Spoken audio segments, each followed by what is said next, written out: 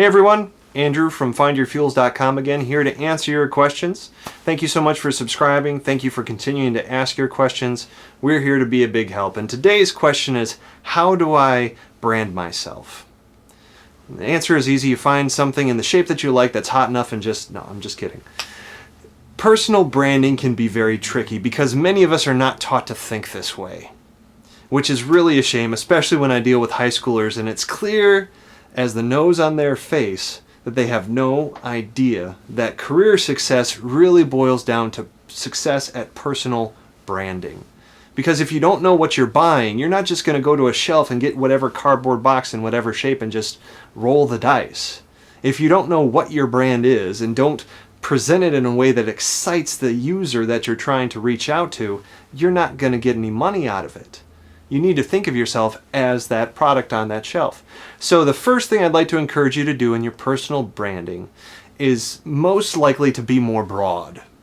Many times we fall into specialization a little bit too much. We make ourselves so specific that we're only really good for one thing.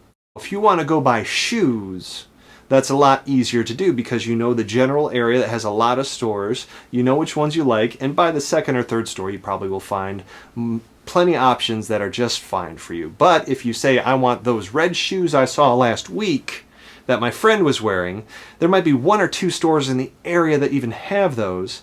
And really, unless you want to waste gas, you need to call and just see if they have your size. The more limited your options are for service and career and bringing value to others, to bring profit to yourself and serving other people, make it a little bit more broad. Let's talk just in terms of, are you more of a knowledge worker? Are you more customer service? Are you more of a inspirer or sales or leadership? Or are you more of a production-minded person? Are you just happy getting things done? Are you a hybrid of a few of those things? Really, if you could do yourself one favor today, just write those 4 things down: knowledge worker, customer service, sales, production, and give yourself a top 10. 10 little boxes, 10 little X's, put them wherever you like, but you can only put one in one specific column and see what that shape looks like. Because that's really about as general as you can get. You don't want to be butter scraped over too much bread where you lose your flavor, but you also don't want to be so tart and specific that only a few select people like your flavor. So that's the first thing I would encourage you to do, is to broaden the range of the customers you can get, understand yourself more generally. The second thing you should really know is that it's all about history. It's all about repetition. Look for opportunities, even if they're not paid initially. If it gets you an opportunity to have another person sample your brand and become aware of your flavor, they might even help you kind of refine what that brand means to them. So history is going to be a big part of this. As you're building your personal brand, as you're understanding who you are and what you bring to the market, look for opportunity, especially if you don't find it at your current job. And the last thing to do is advertise. You've got to market this thing. Am I wearing the right clothes? Am I saying the right things? Is my verbiage that of someone that people would imagine of someone who does this for a living? One of the easiest things to do with that, it was shared by a great mentor and friend of mine, Rabbi Daniel Lapin.